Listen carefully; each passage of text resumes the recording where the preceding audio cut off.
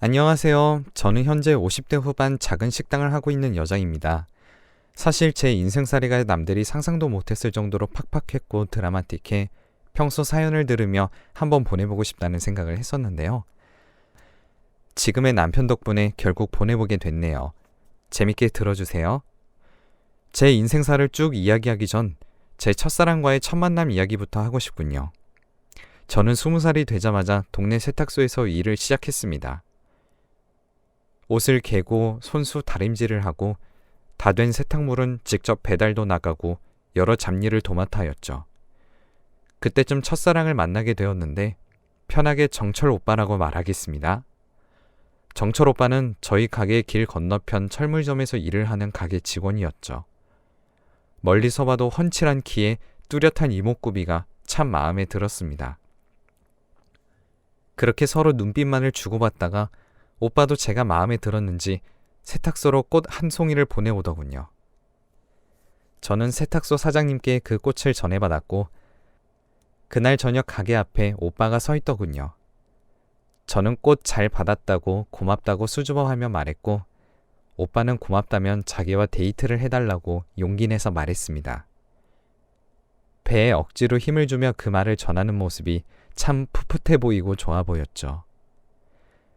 그 주 주말 저희는 서로의 일이 비는 것을 확인하고 근처 바닷가로 산책을 갔습니다. 바닷가 동네라 조금만 가도 예쁜 해안가가 많았는데 그곳에서 산책을 하고 함께 횟집에 가서 회를 먹은 후 오빠가 집으로 데려다 주었죠. 아버지가 엄한 분이라 일찍 들어가야 했고 제 집까지 일찍 데려다 준 오빠는 옆 골목에서 말했습니다. 저와 결혼을 전제로 사귀고 싶은데 가능하냐면서 어머니 아버지께 인사드리고 싶다고 말입니다. 오빠는 그 당시 26살로 결혼을 고민하고 있었고 저 때야 젊은 나이에 결혼하는 사람이 태반이었기에 저 또한 흔쾌히 허락했죠. 저희는 교제를 시작했습니다. 그렇게 몇 달간 사귀던 저희는 서로의 집으로 인사갈 날짜를 정했지요. 그런데 인사 가기로 한 2주일 전쯤부터 오빠가 철물점으로 안 나오기 시작하더라고요. 처음엔 아파서 그런가 했지만 그런 날들이 이틀이 되고 3일이 되고 점점 길어졌습니다.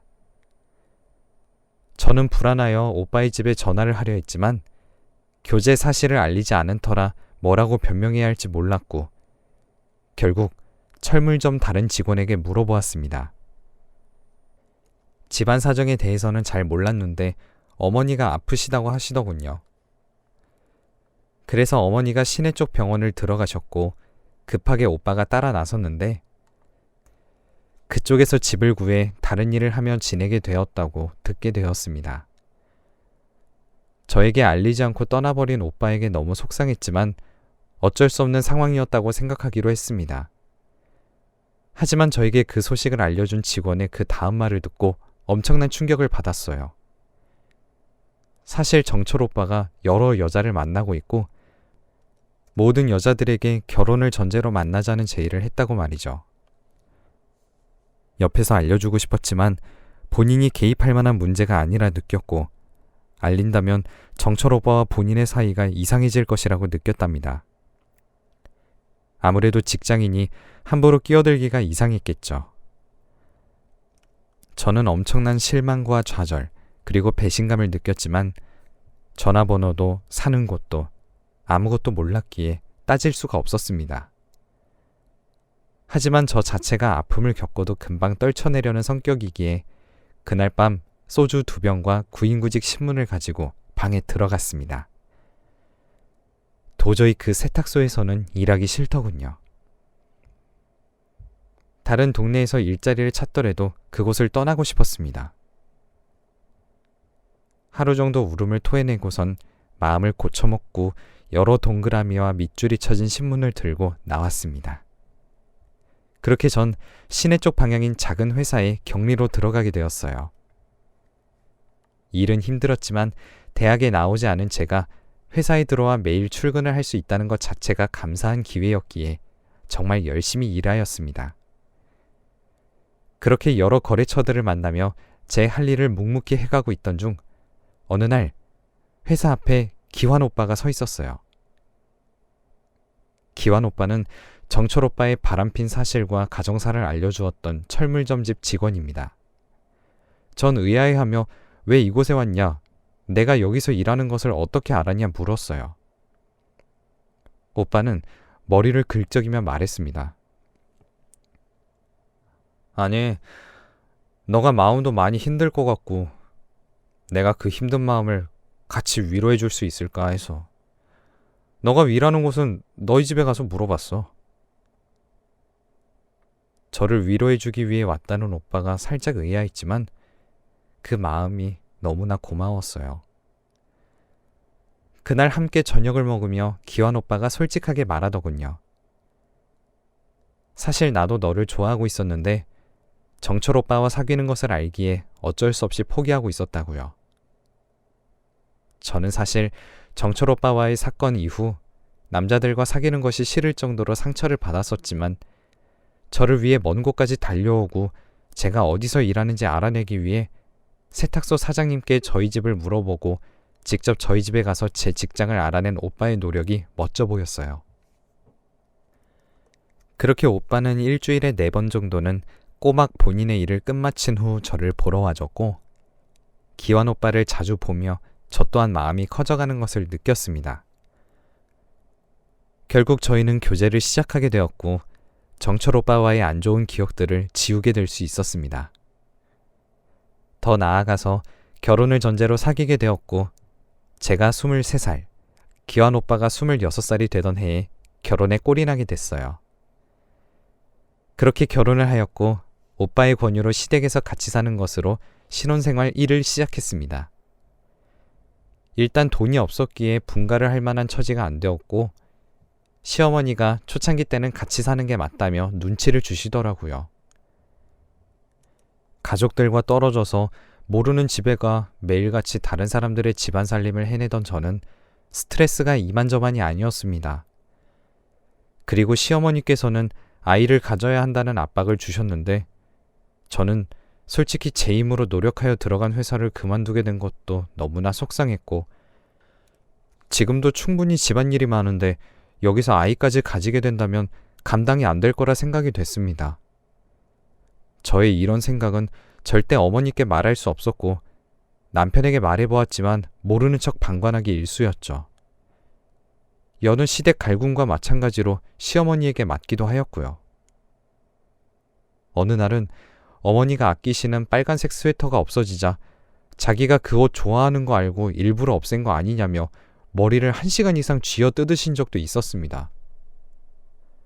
어머니가 방에 들어가시고 마당 구석에서 전 뭉텅이로 빠진 머리카락들을 손에 쥐고 하염없이 울었어요. 가장 슬펐던 거는 제가 그렇게 맞고 머리칼을 뜯기는 장면을 남편이 봤다는 거였어요. 저와 분명히 눈 마주쳤거든요. 대문에서 그 장면을 보고 있던 남편과 말이에요. 도와주지도 않았고 심지어 눈을 피하며 모르는 척하는 그의 모습에 굉장한 실망을 했습니다. 이러한 생각이 들었죠. 난 한평생 저 사람을 의지하며 살 수 없겠구나. 오히려 그때 아이를 낳고 싶다는 생각이 들었습니다. 온전한 제 편을 만들고 싶었거든요. 그리고 아들을 낳는다면 시어머니의 갈굼도 줄어들 테니까요. 결국 이듬해 겨울에 전 임신을 성공하게 되었고 아이를 낳았을 때는 아들이었습니다. 결과적으로는 시어머니의 갈굼이 줄었고요. 그해 돈을 어느 정도 모으게 된 저희는 아이와 함께 분가도 하게 되었답니다. 물론 시댁과 같은 동네여서 완전히 독립한 느낌은 아니었지만 그것만으로도 만족했어요. 하지만 불행은 여기서부터 시작되었습니다. 저는 잘 몰랐어요. 그 사람이 그렇게 술에 정신을 잃는 사람인지요. 사귈 때는 함께 술을 마셔도 도를 넘지 않았고 폭력적인 모습을 본 적이 없었습니다. 그리고 시댁에 있었을 때는 시아버지의 눈치를 보느라 그런 것이었는지는 모르겠지만 만취할 때까지 마시지도 않았고요. 남편은 이따금 술을 엄청나게 마신 후 언성이 높아지고 저에게 손을 들려 하는 등의 폭력적인 모습을 보였습니다. 그래도 때리진 않았어요. 제가 처음으로 맞은 그때를 아직도 생생히 기억합니다. 아이는 4살 정도였고 2살 터울로 동생도 하나 낳은 상태였죠. 남편이 일하는 철물점집 근처에 다른 새 철물점이 들어왔는데 그것 때문에 장사가 잘 안 되기 시작한 시점이었습니다. 장사가 안 되니 남편의 월급은 줄기 시작했고 아이들은 한참 클 때였으니 돈이 이만저만 드는 게 아니었죠. 남편은 스트레스를 술로 풀었습니다. 매일같이 취한 상태로 들어왔고 저에게 술상을 내오라며 버럭 소리를 질렀죠. 그날도 어김없이 취해서 들어와 저에게 소리를 질렀고 저는 혹여나 아이들이 들을까 싶어 다른 방으로 옮겨놓은 후 술상을 채워서 들어왔습니다. 그날 남편은 과음을 했고 눈빛은 그저 짐승 같았습니다. 사람의 눈빛이 아니었어요. 그리곤 저에게 따져묻더군요. 너 내가 일자리 잘리면 다른 자식한테 가서 아양 떨고 빌붙어서 잘 거지? 그치? 전 기가 막혔지만 아니라고 말해봤자였습니다. 벌써 남편의 술 취한 사고 회로에는 제가 바람이라도 핀 것처럼 모든 시나리오가 있는 느낌이었거든요. 전 아니라고 울며 말했지만 남편은 저를 때리기 시작했습니다. 전 울며 빌었어요. 그만해달라고요. 그 다음날 전 아이들을 안고선 친정으로 향했습니다. 나 맞았다. 이대로는 못 산다. 엄마 좀 도와달라고 말이에요. 하지만 아버지는 곧 죽어도 남편 옆에서 죽으라며 그게 결혼 생활이고 그게 극복해 나가야 할 일이라면서 저의 등을 떠밀었습니다. 이제 정말 제 편은 없는 느낌이었죠. 정철 오빠에게 배신을 당하고 그 다음으로 믿은 남자 또한 결국 저를 때렸고요. 친정이고 시댁이고 다 거지 같았고 정말 이혼이 하고 싶었습니다. 하지만 남편이 벌어오는 수입이 없다면 아이를 감당하고 있는 입장에서 수입원이 없어지는 것이기 때문에 쉽게 결정할 수 있는 문제가 아니었습니다. 그리고 제가 일을 금방 구할 수 있는 상황도 아니었고요. 무엇보다 자식들을 아빠 없는 사람들로 키우기 싫었습니다. 제가 조금만 참으면, 제가 조금만 견디면 상황이 나아지겠지 계속 되뇌었어요. 술을 안 마신 날은 저에게 미안하다며 눈물을 지새웠고 전 그 모습을 보며 또 바보같이 믿었습니다. 남편은 그 다음날 또 술을 마시고 들어와 절 때렸고요. 무한 반복이었어요. 어느 날은 정말 죽고 싶었고 그래서 이혼을 결정하려 했어요. 아들이 7살이었고 둘째가 5살이었습니다. 그렇게 이혼을 결정하려 하는데 남편이 가게에서 쓰러졌다는 말을 들었어요. 그렇게 미웠고 그렇게 절 때리던 사람이 쓰러져서 병원에 입원해 있는 모습을 보는데 통쾌하다는 생각보다 마음이 미어지더라고요. 저희 엄마가 항상 하던 미운정이 무섭다라는 말이 생각났습니다. 검사 결과는 위암 3기였고 지금이야 의학기술이 많이 발달했지만 그때는 손쓸 도리가 없었어요. 여기저기 암이 이전된 상황이어서 수술 가능성도 희박했습니다. 결국 전 이혼하려 했던 마음을 접고선 남편의 뒷바라지를 시작했네요. 한 3개월 정도 병수발을 든 것 같아요. 남편은 호스를 낀 채로 항상 말했어요. 미안하다. 미안하다. 그 말을 듣는데 눈물이 났습니다. 그렇게 후회할 거면 잘하지. 왜 때려놓고 후회할까? 원망도 많이 했습니다. 그래도 어쩌겠어요. 아파서 결국 죽었는걸요. 남편이 죽고 수입원이 없어지자 전 저녁과 새벽 타임에 식당 일을 했죠. 낮에는 쪽잠을 자며 아이들을 보살폈고요. 24시 식당 같은 국밥집에서 일했습니다. 큰 솥을 들어옮기고 뜨거운 주방에서 일하며 손도 많이 데웠죠. 여자 손치고는 굉장히 곱지 못합니다. 잠도 낮에 자고 밤에 깨어있는 생활을 오래 하다 보니 우울감도 많이 생겼었어요. 그래도 어쩔 수 없었습니다. 살기 위해서, 아이들을 키워내기 위해서 전 쉴 틈 없이 달려야 했거든요.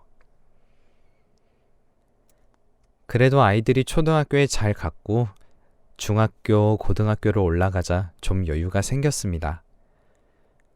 이제 본인들 밥 차려 먹을 정도는 되니까 낮에 일을 하고 밤에 돌아오는 생활을 할 수 있었거든요. 그래도 자식 복은 있는지라 저의 그런 힘든 노고와 얼마나 고생을 했는지를 알아주더라고요. 공부도 열심히 해주었고요. 기특했습니다. 아이들은 어린 시절이어서 아빠가 폭력적인 사람이었다는 것을 잘 기억을 못하더라고요. 그나마 다행이라고 생각했습니다. 그리고 좋은 기억으로 아이들 곁에 있다가 갔다는 생각에 폭력적인 가정에서 자식들을 키웠다는 죄책감은 줄일 수 있었습니다. 그렇게 아이들 학원비 뒷바라지 해주려 여기저기 안 해본 식당 일이 없었어요. 지금도 그때 너무 일한 탓에 어깨 관절이 많이 약한 편인데 그래도 후회는 안 합니다. 아이들이 모두 서울의 간판 좋은 대학에 들어갔거든요. 정말 고마웠어요. 힘든 집안에서 살면 삐뚤어질 만도 한데 안 그래줬으니까요. 자식들이 다 서울로 올라간 후 올라가서도 장학금을 받으며 본인들이 알바에 돈을 벌어서 쓰기 시작하자 저에게도 나름의 여유가 생겼습니다. 그래서 조그마한 식당을 시작했어요. 밥집이었는데 뚝배기에 음식을 담아 내어주는 대학로의 식당이었죠. 어느 날은 저희 식당에 채소 식자재를 배달해주는 사장님이 이제 가게 문을 닫는다며 다른 채소 가게를 알려주셨습니다. 저는 채소 상태도 좋았고 그 사장님의 배려심이 남달라 굉장히 만족해하고 있던 상태라 되게 아쉬웠어요. 채소 가게 사장님은 걱정하지 말라고 이 가게도 되게 괜찮은 편이라며 소개시켜 주셨죠. 점심 장사를 끝낸 후 3시쯤 늦은 점심을 먹고 있는데 새로 소개받은 채소 가게 사장님이 들어오셨습니다. 저는 뒤돌며 어서오세! 까지만 말하며 정말 놀랐습니다. 그 사장님은 다름 아닌 정철 오빠였고 근 30년 만에 보는 오빠의 모습을 전 단번에 알아볼 수 있었거든요. 오빠도 처음에 머뭇머뭇하더니 절 기억해내곤 혹시 영인이? 하며 물었습니다. 오랜만에 오빠를 보니 예전에 안 좋은 기억들보단 일단 반가움이 먼저 들더라고요. 그래서 오빠에게 점심 안 먹었으면 함께 들자고 하며 자리에 앉혔습니다. 즐겁게 웃으며 대화를 나눴어요. 하지만 저 마음 한켠에서 미웠던 마음을 감출 수 없었죠. 그런데 오빠가 뜻밖의 말을 꺼내왔습니다.